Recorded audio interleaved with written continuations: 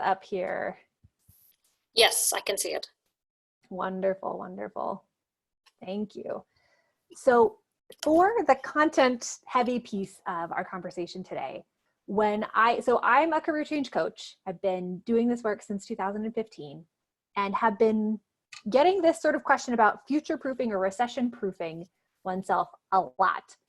I think it's particularly because people who graduated in the 2008 era seem to have a lot of PTSD around that and want to be thinking ahead and want to be thinking really proactively about creating continuity.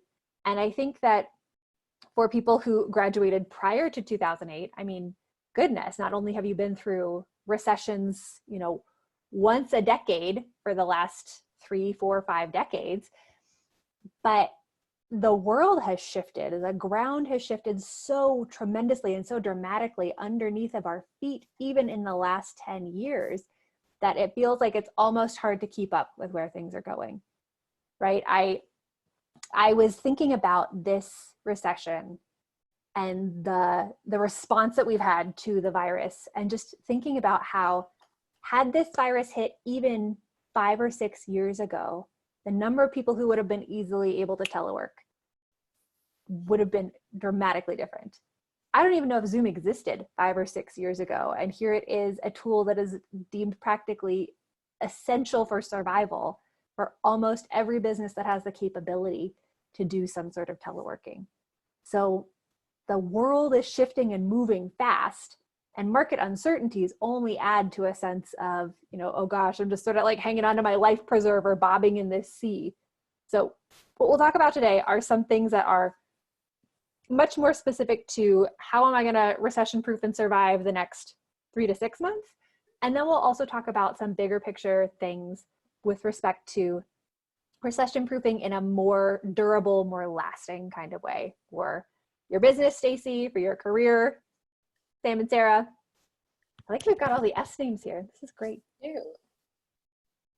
So we will talk about 5 pieces to career continuity planning, and then we can go into the Q&A piece of this to talk about each of your particular situations. But piece number 1 of career continuity planning, and I call it continuity planning instead of contingency planning for a reason, which is that these recessions are happening once a decade, if not more frequently than that. And contingency planning comes from a mind space of everything's gonna be fine, but just in case something funky happens, I'm gonna have a backup plan. And when you're thinking in that mode about preparation, you tend to make crappy plans for yourself because you make plans that you're not actually intending on ever having to use. So when we think about it through the lens of continuity planning, which is sort of much more akin to what corporate America thinks about when it comes to preparation, when you think about continuity planning, you're actually thinking about the when. So when this happens, this is how we will respond. Or even when this happens, we are choosing to make some decisions and changes today in order to make it such that we are prepared and can weather that thing, whatever it is, when it happens with as much grace and peace and ease as we possibly can. So we want to talk about continuity planning for our careers as well, because again, contingency planning almost has a like stick your head in the sand kind of a feel to it. And you all are smart women. You don't want to be caught in a contingency. You want to be taking the preparation steps now to make things as smooth and peaceful and easy as they are, no matter what is coming, because we can't know what's coming. So the first step to career continuity planning is treating the ifs like whens and coming up with your initial response plan of what you will do when they happen so that you can start making changes to your life now. Now, I'm about to go into that slide here, and I will say this is not the happy puppies and butterflies slide of today's presentation. When we're talking about the whens, we're talking about when shit hits the fan. And so this is not fun stuff to think about or talk about, but if you're not willing to take a look at it now, when you have a little bit more time, when you have more resources, when you have more space to think about what you would want in an ideal situation, imagine what it's going to feel like if you get caught unaware in one of these situations and you have to make decisions immediately, and you may not have had financial preparation, or you may not have talked to your partner or to your family about these things. So I'll go ahead and give you, oops, what did I just do? Okay, here we go. Step number 1, which is create your initial response outline to the whens. And I'm going to give you some suggested whens. You might find that in your particular situation, you modify some of these, you add some of these, you subtract some. But some of the things to think about a when for are: when I lose my job, what are my steps going to be? Right? Because you're not really recession proofing yourself if you're not thinking about what you would do if you get whacked with the unexpected. Because even jobs that seem incredibly safe and stable can get upset. You know, a company poorly managed their financial runway, and all of a sudden you're getting cut even though you were the chief driver of profitability and revenue. So thinking about, when I lose my job, what are my steps? What do I want to do? Just so that you've got the plan already outlined if you need it. Same goes for when my partner loses their job. If you have a partner, if you're the sole breadwinner, this may not apply. If that person is the more of the breadwinner, if that person has a different amount of money that's being contributed to the family, thinking about what you can do as a unit to respond to that, to prepare for that now, so that if it happened in the future, you'd be able to navigate that, is important. Thinking about, if we both lose our jobs, what do we do? Have we already talked to our parents about the possibility that we might need to move in with them? Have we talked about selling our house? Have we talked about any of the stuff that could come up? Again, we don't want to have to use these plans, but knowing what you would do if it happens gives you a much better advantage to be making decisions now that are setting your future self up for success, whatever that future looks like. Same goes for unexpected large expense. Your car craps out on you. You are, making something delicious in your kitchen while you're in quarantine, and you slip and fall and whack something and break your arm. Just thinking about what you've got in place to take care of yourself is important. When childcare is not available is an important one to think about. Some people, this has already become their reality. Some people still have access to childcare, but thinking about, how am I, or how am I and my partner, or how am I and my family going to manage caring for these tiny humans whilst also working, whilst also doing whatever else needs to be done. And again, I told you this was not the puppies and butterflies part of the conversation, but if somebody close to you is hospitalized, or if somebody close to you passes, thinking about, what do you do? How do you want to respond? What do you want to be prepared with in case that happens? I have a friend who is in his early 30s, and his mom is in her mid to late 50s. And she just came off of a ventilator for the first time in 3 weeks. She had been in the hospital with double pneumonia, viral pneumonia caused by coronavirus, and she had been in a medically induced coma for 2.5 weeks. Are people in their 30s right now thinking about what would happen if their parents go to the hospital and don't come back?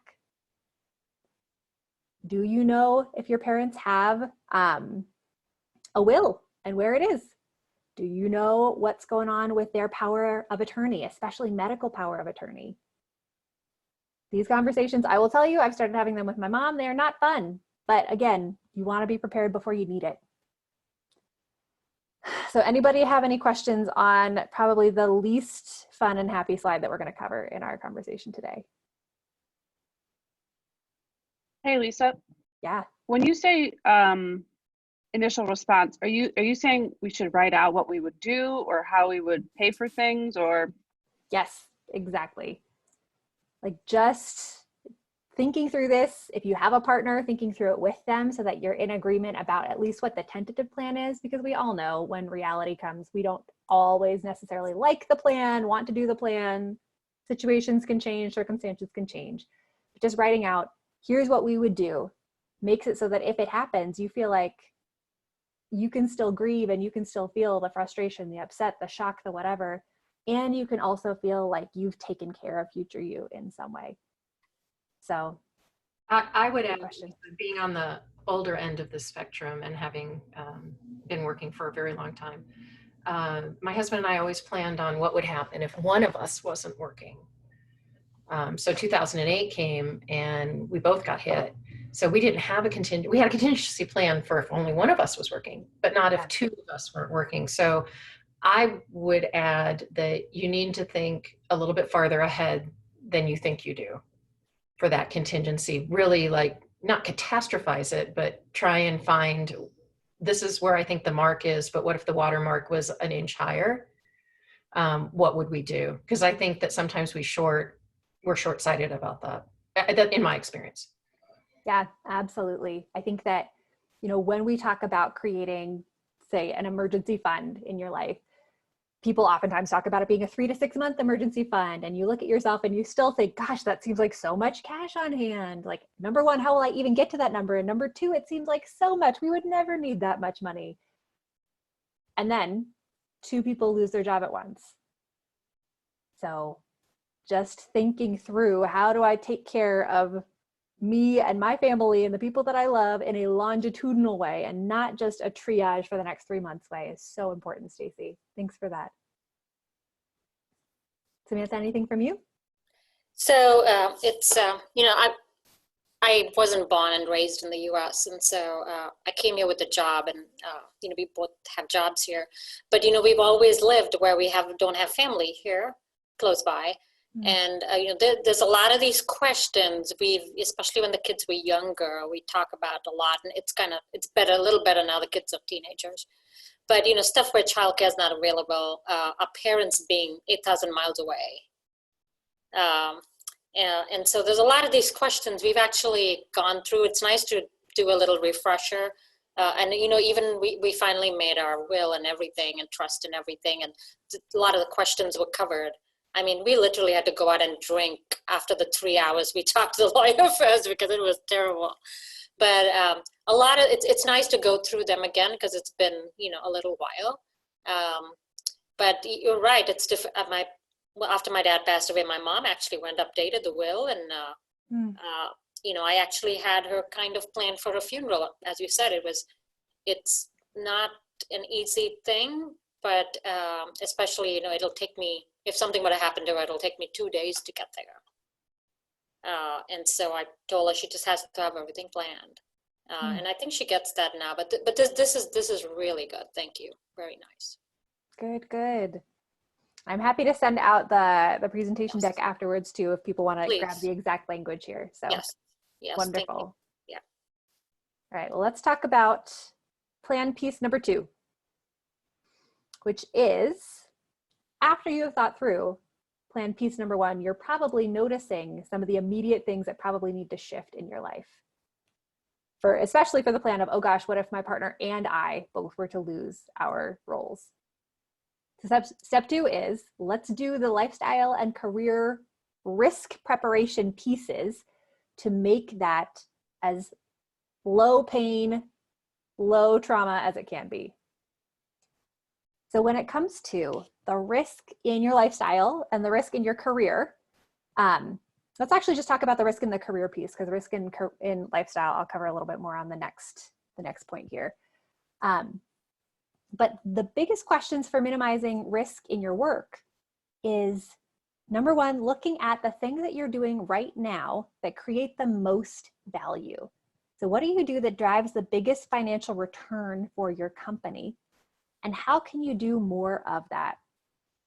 And Stacey, I'll say for your position in particular, it may be, what do we need to start doing that can create a financial return for the company in this season? What are other things that people are needing right now that they may not have been needing before that we can be offering as a part of what we do? So I'll give you an example that might be very relevant to your life. So I have a girlfriend who's a stager in New York City, and everybody's on lockdown. You cannot go into people's houses. You cannot touch their things. You are not going to be moving things around. So her business revenue is 0 right now and might be into the foreseeable future. And so what she has done is she's created a new offering, which is essentially a virtual staging with somebody. So they hop on Zoom, that person takes their camera and they show Anne the room. And then Anne says, okay, here are the things that are DIY that you can be doing now.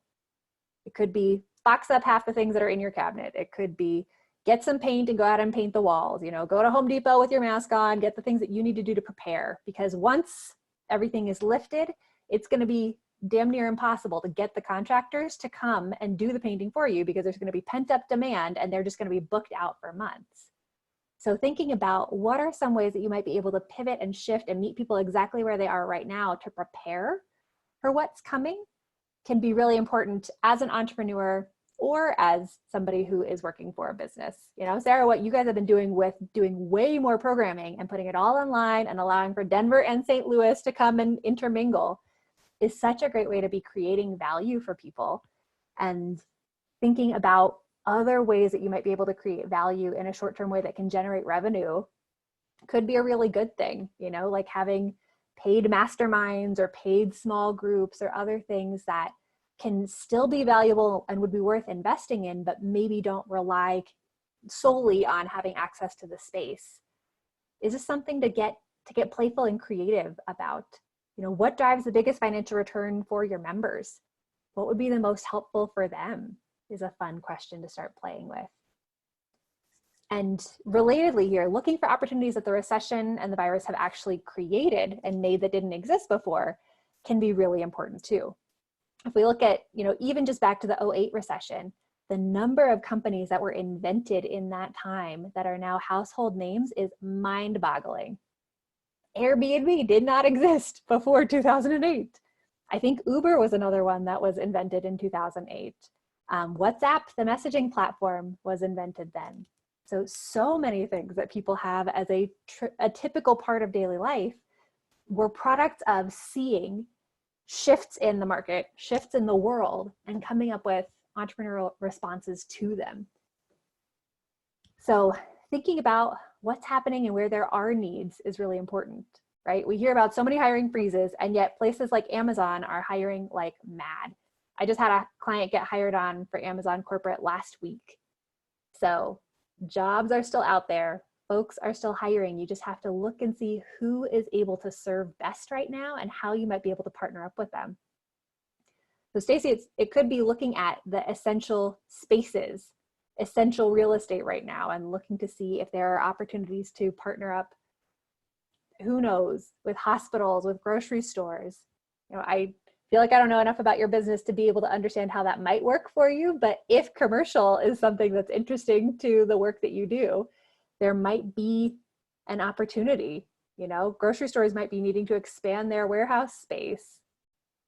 Schools might be needing to stand up a whole bunch of portables and have new spaces to be able to keep more social distancing in the fall, and speaking to them about how you might be able to support with that.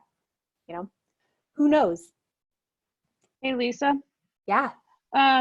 So is this a process that I should have done like a year ago?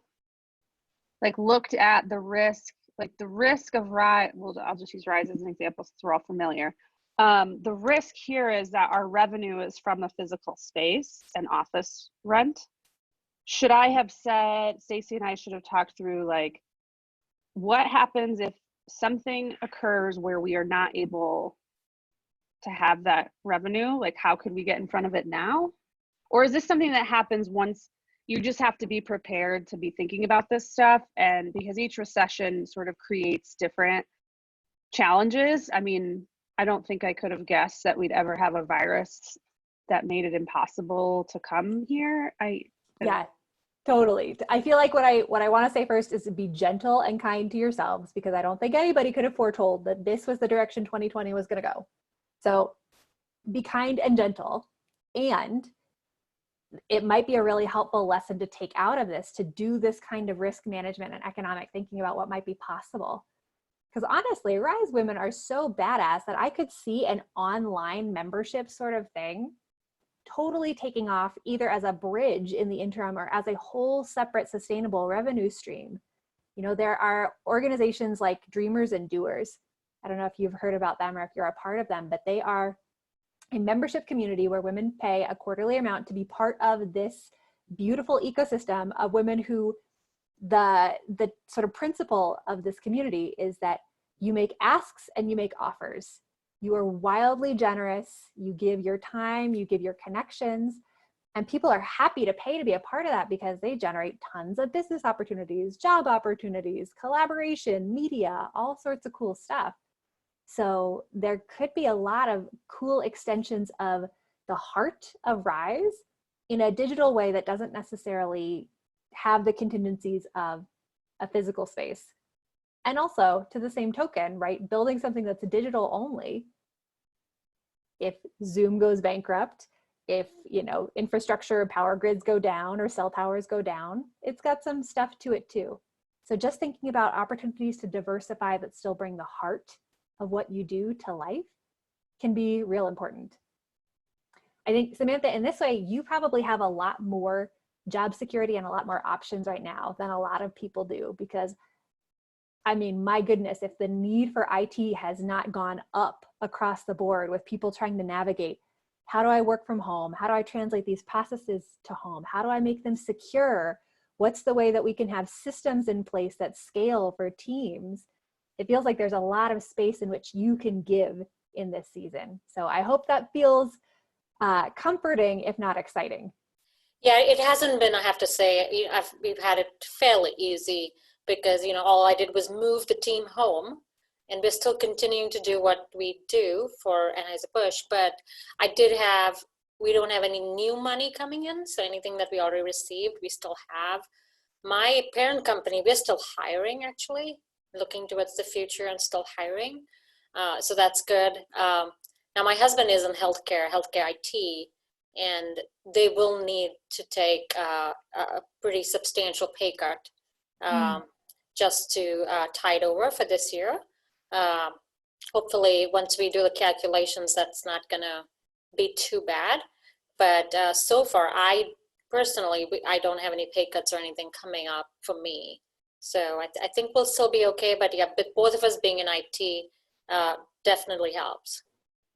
Absolutely. And there probably are spaces in the market where health IT is growing right now. So if your husband is liking the organization that he works with and feels like he wants to maintain that continuity, you know, good on him for being willing to take the hit for the good of the team. But there probably are also spaces where he could pretty seamlessly make a transition to bring all of that knowledge and experience into a space where they would happily pay a premium for it. Yeah, he actually started a new job in January. And we accounted for a lot of things, but not for Corona. We had a spreadsheet going. We had everything written, what could happen, all the possibilities. We did not account for this. We were the same way in 2008. We had all these spreadsheets and everything, and we knew where we were going and how we needed to get there and how to be, diligent and risk. Now, we're not risk averse, but to minimize our risk for that. And we totally had to pivot. So you just never know. Yeah. Sarah, I hope that's comforting for you that, you know, you can do everything in your power to do some planning for this. And sometimes you still have to flex and still have to pivot, but at least having started the thought processes to that probably made it a lot easier to be agile and nimble and responsive when the time needed it. For sure. Awesome. All right, let's talk step number 3. As smart cookies here, I imagine you've probably already started this, but I'll share a couple other ideas for ways to deleverage yourself financially.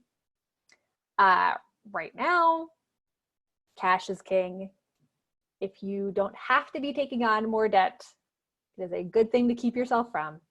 So if you are in a position where you have debts, whether it's student loan, mortgage, credit card, whatever, right now is the time to be making the minimum payments rather than trying to get ahead and try to pay anything off early, unless you or your partner's role is super secure and stable.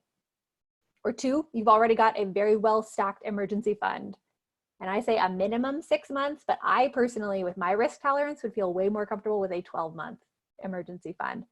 than a 6-month. So if you've got payments that are still outstanding, making just what needs to be made to get through and survive and be okay, but then thinking about ways to reduce your overhead is real important right now too. So focusing on just the essentials, stop any unnecessary spending, like the folks who've been buying Xboxes and things right now because they're at home and they're bored. I mean, bless you for wanting to be more entertained, but man, you might really wish that you had that cash on hand here in a week or two or a month or two. And then looking at expenses that can shift during stay-at-home time.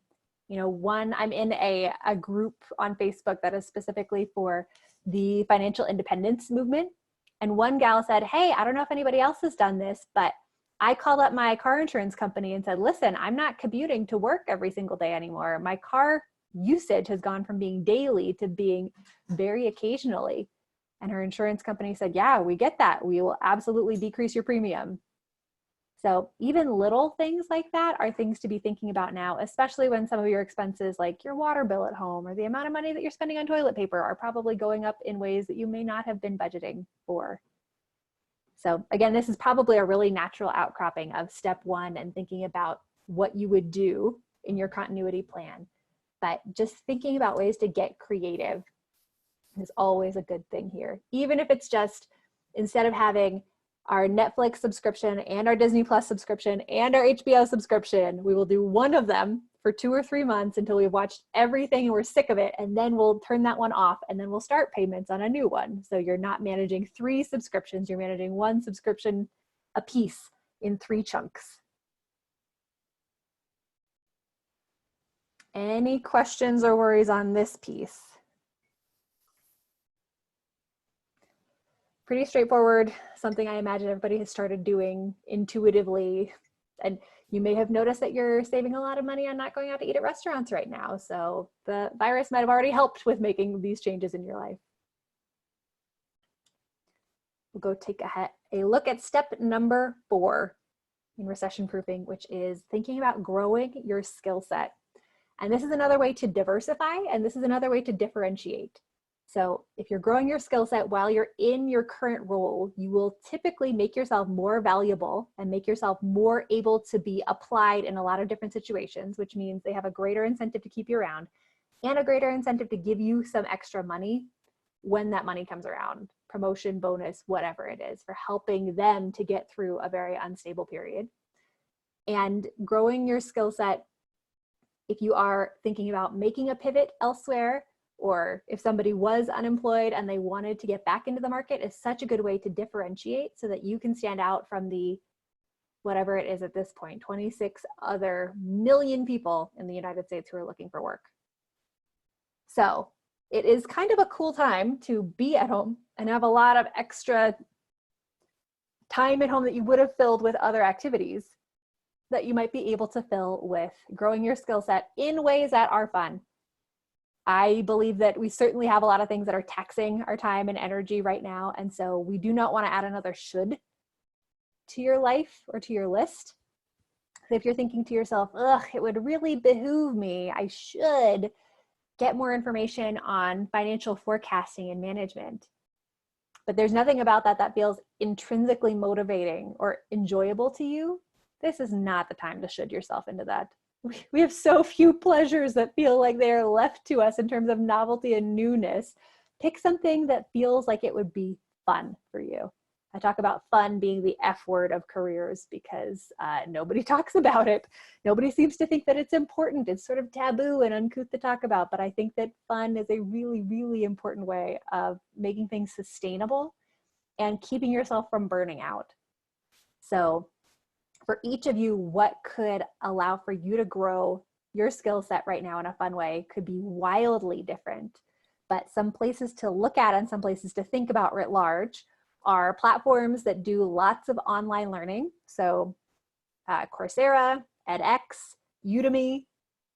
Coursera is the one that's running Yale University's program on the science of well-being right now that they're doing for free. I'm actually doing it. Are you? Are you? I am. I'm going to be like week 4. I love it. It has been really, really nice. pursuing the F word, the fun that can be a part of growing your skills is so wonderful. And I would be shocked, Samantha, if you didn't learn things in this that you were going to take and bring to your team. Yes. I've already been sending them little blurb. I send my team blurbs every day, and I've been using some of what I've been learning to send to them. And how cool. I love that course. It's really nice. I'm not doing the certification. I'm just doing it for knowledge, but it is good. I started it, Samantha, and I got through just like the intro pieces, and then I just let it fall off. And now you're motivating me to get back to it. So what I'm doing, because I still have to work all day, and I'm multitasking now too. I've got all these screens in front of me. But I did the first week. I ran through it like crazy, and I know I'm diverting from your topic, Lisa. But the first week I kind of ran through it, and I thought I'm gonna get this done. And then the next week I was just like, I can't do it anymore. And so now I just do like one helpful links every day. And I think I'm kind of spacing it out a little bit because I think I was just getting too anxious, and in my mind, I'm like, I wanted to do this course, and now I'm just getting stressed out because I'm doing the course. But I think I would have done the same thing if I didn't kind of just step back. So I just do one session a day, maybe in the evening I'll run through it, and that's it, I just stop. And that's worked out really well. And then if I try and listen to a podcast every day, and I try and listen to one of the podcasts she's recommended, which are really, really good. I even bought one of the books that she recommended. Oh, nice. That's awesome. And Samantha, one of the beautiful things that is a product of you being willing to take a little bit of time as it feels good to be going through this course is that you are stepping into a leadership identity in this crisis that's different for your team than what other teams within your organization are going to get, because you are not only taking care of your team's sort of triage needs, if you will, of just day-to-day doing the job, but you're also planting little seeds for them about their well-being and their mental health getting through this that they may not be able to get in another way. So True, yeah. Sarah, it could be a cool way to add value for Rise members too, is just if you do decide that it feels good and you want to keep going through the course, sharing, a little snippet or an insight or even just a post on the Rise Facebook page as a thought starter for people could be a wonderful way to increase their connection to you, connection to Rise, connection to one another, and ability to support each other and navigate through these weird and wild times. Yeah, for sure. When it comes to like hard skills, is there a way to find out, like coming out of this crisis, any predictions on what hard skills will be valuable? Yeah, great question. So when I was running this presentation in a pre-recession era, what we would talk about is thinking about the trends that we know are coming and what trends we think would be spirals and pieces of that. So the biggest trends that we know are coming are that the robots are coming, right? Automation and finding ways to take linear tasks and get them done by something that is not a human is a big piece of what's coming. So it brings up some really interesting questions around hard skills of, well, what are the things that we think are more future proof? What do we think are the things that are going to be more challenging for a robot to do? And honestly, Sarah, what tends to come up more is fewer hard skills, which are things that can be taught pretty easily from a book, and much more of soft skills, things that are iterative games that you need to practice to learn how to do. Things that the machine learning world is only just starting to try to figure out how to replicate. So empathy, creativity, being able to define and come up with lots of different options for how to solve problems. Those kinds of skills and adaptations seem to be uniquely human things right now that are super valuable and important to be growing and cultivating inside of yourself. So I think betting on hard skills is a little bit more of a dicey proposition because, we're teaching machines how to code and program so fast that the capability for them to just keep growing and learning and how to do that and how to actually not require as many engineers is not that far away from the world. But I think that thinking about things that are uniquely human, that come from our hearts and brains, are really important things to think about. So Samantha, when I think about that for you, the helping to translate the world of the machine and the world of the robot to the world of the person feels really important, because you're working with people with such different beginning base knowledge and such different vocabularies and such different needs and such different ability to be able to express what they need. It's almost like you're a doctor for technology. That's a good way to put it. Yeah. In my world, though, it looks like data, or being a data scientist, is something where everybody's trying to look at, because it's crunching all that data. I'm not a data scientist per se. I can speak it, but I'm not really a data scientist.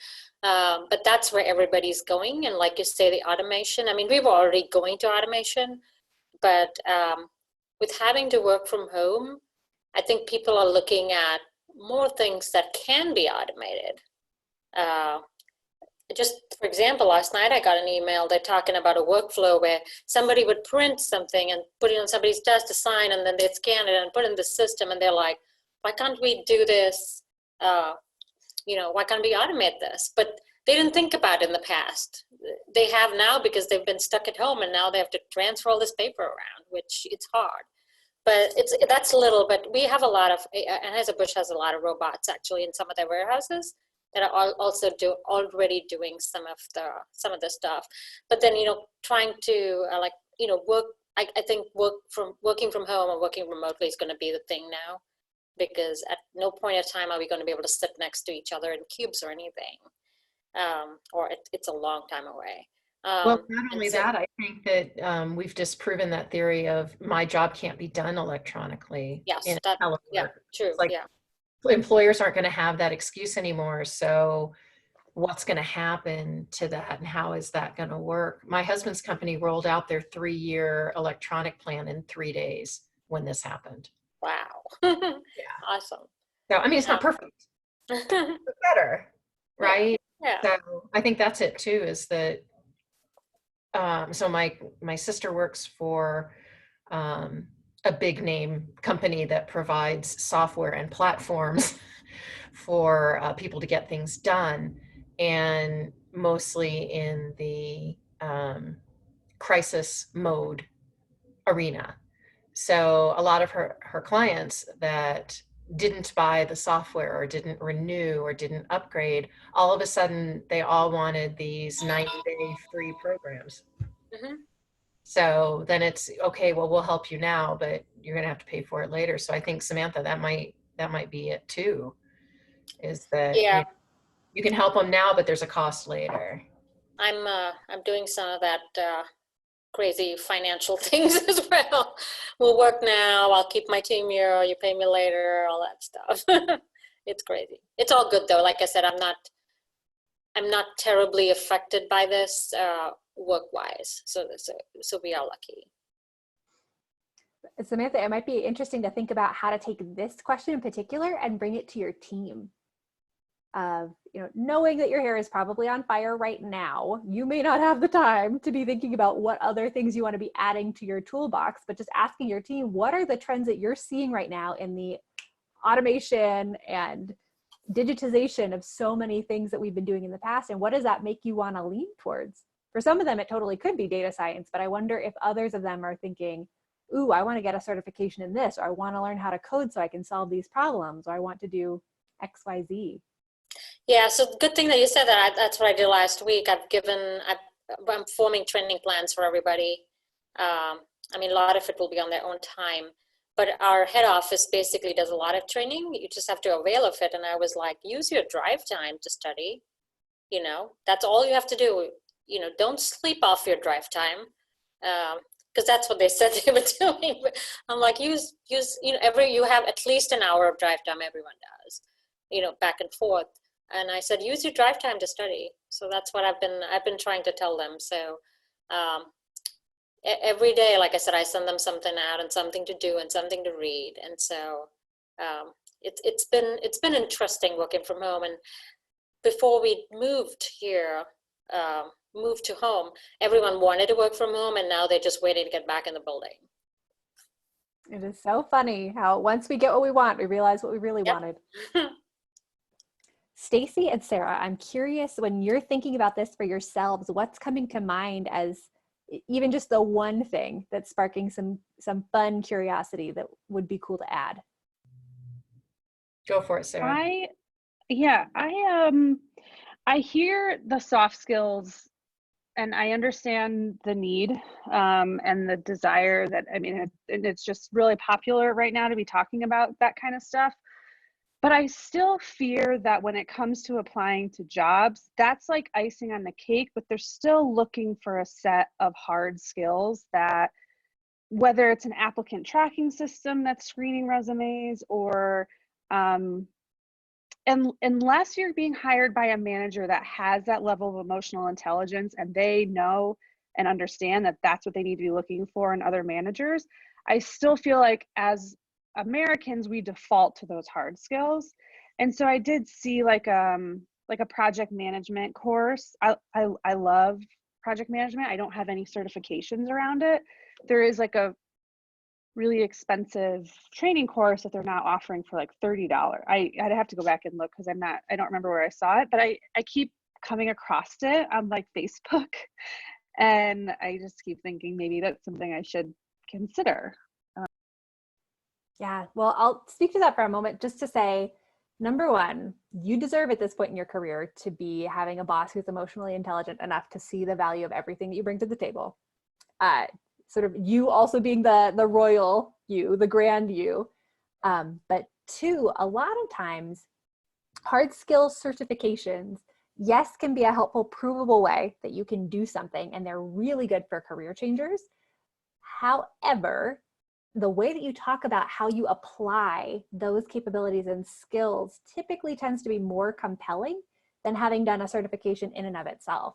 So if you've had project management experiences where you have been able to manage a project under timeline, under budget, over delivered, everybody was thrilled, and you can speak to that in your resume, oftentimes that's a much more persuasive point than, I got my PMI certification on this date, unless somebody needs a very specific type of hard skill, like you got your Scrum certification as a part of your Project Management Institute course, and now you're going to be a technical project manager or things like that. So I would say, be not afraid to let the application of the skills speak for itself more than the certification program does. Stacy, what about you? So, I'm kind of at a different point, and I've done this several times already. I've already pivoted. I've already changed careers. I've done most of this work already. So, as a matter of fact, in October, when I got let go from my job, now this S&E consulting is what came out of that. So, it's been interesting to see all the different iterations that I've had to go through in the last, I've been working since I was 14. So that's 44 years. So it's been interesting. And this stuff is all really super helpful. It's nice to see, for me, it's nice to be validated a little bit that I did this stuff and now this is where I am. And so I just continue on that same path. But for Sarah, more specifically, since she's in a different age bracket, I think this stuff's really important for people to know. Like, I think about my daughter, she's 36, and so she kind of does this, but to codify it more. I think sometimes we talk about it, but then we don't codify it. And I think that's the piece that I would take away, is that you need to codify it. Yeah, absolutely. Stacy, one thing I would think about for you that maybe you don't need, maybe you've covered it in the last 44 years, but knowing that you are in the entrepreneurial world, I feel like there is no limit to what one can learn in terms of sales and marketing, of how to spread the gospel of what you're doing as far and wide as you can, and then have really powerful, compelling, non-sleazy feeling conversations with prospects to get them to that next stage. So that could be something fun to think about exploring skill development in, as long as it feels fun and compelling and not like a should. Yeah, I'm more in the, I need a couple of hard skills. So I'm doing videos, so I need to have the hard skill of being able to edit them myself. I mean, I don't actually, I could sub that out, But because I'm a startup, I'm trying to do this stuff myself, and I'm bent that way anyway. So a lot of the skills that I'm working on are fun to me, but they're also necessary for where I'm going in this particular iteration with this specific set of what's going on right now. So I Beautiful. think flexible and nimble are the two words that you said earlier. And I think that's a great takeaway. And just to be reminded that to just be flexible, be a willow and not an oak right now. So yeah, I'm trying to be more of a willow than an oak. It's hard. It is hard. Well, yeah, because you think you're off on a certain track and then all of a sudden you're not, and you're like, damn it, I just did this. Like, I just put down all these roots. I just Really? invested. Yeah. So yeah, I think the gospel that you're preaching is one that I already subscribe to. So I'm all behind everything that you're talking about. Awesome. Well, it is wonderful to hear it in an applied setting too. Let's talk about the last piece, which I imagine also will not be new, but a good reminder for everybody, which is to nurture your relationships. And I can't remember, was I talking to you guys about writing an article series on essentially financial preparation to achieve your dreams back in 2018? I don't think I shared that with you guys yet, but I wrote an article series a couple years ago where I was interviewing a whole bunch of different financial experts. And one of the ones who I spoke to, her name was Grace Pomeroy, and she told me about how, as a financial expert, you prepare your emergency fund, you do everything right by the book. And then she talked about how her husband was in a very scary car accident and had to be hospitalized for a month and was out of work for 6 months. And she said, listen, I did everything right to be prepared for that situation. And ultimately, the thing that made the biggest difference for our ability to survive that as a family was community. And it was relationships. It was the meal trains. It was the people who were running errands for us and who were bringing us things when we needed them. And it was being able to have people to lean on in really uncomfortable, uncertain times. So relationships, if nothing else, are so, so important to be investing in and thinking about. And again, this is an outcropping from the conversation you probably will be having around that step one and creating your plan. You want to start with the people who you are most likely to need, to make sure that you're really investing in those people. Family, close friends. Samantha, it's probably the chosen family that you're cultivating in St. Louis, as opposed to your bio parents, because it would be so, so much harder for them to be there for you physically if you needed it. But just even not thinking about it through a transactional lens whatsoever, but just thinking about how to let people know that you love them, that you care about them, you want to know what's going on in their world, and making sure that you're there for them in whatever ways they're needing right now, so that you're investing in that relationship in case there's a time when you might need reciprocity, that you'll feel good about being able to ask for it. And once you've invested in that inner circle of the people that you're most likely to need and you most care about and most want to make sure they're doing well too, expanding out to think about the people who can be the most helpful for you. Obviously, since we're talking about career continuity and recession-proofing your career, we're talking about this through the lens of people who could be the most helpful for you in a work setting. But you could also do this exercise thinking about people who are the most helpful for you in a lot of different arenas of your life. But from a work setting in particular, it could be the people who are already naturally really good at building relationships, who are connectors, who seem to know everybody in the neighborhood, people who do the same type of job that you do at different companies, or people who do the same sort of job function that you do in different industries. Or it could be people who work in the same industry, but in a different type of role. Again, so you're diversifying and seeing all the different types of paths that might be available, seeing how they're doing, if they're thriving, if they're stressed out, to get a sense for what you could map out for what could be next for you, and how you actually might be able to help and support that person is a critical part of the relationship care piece of this. So I know we are coming in for a landing for our hour session today. Any other thoughts, questions, and pieces on relationships that we want to discuss?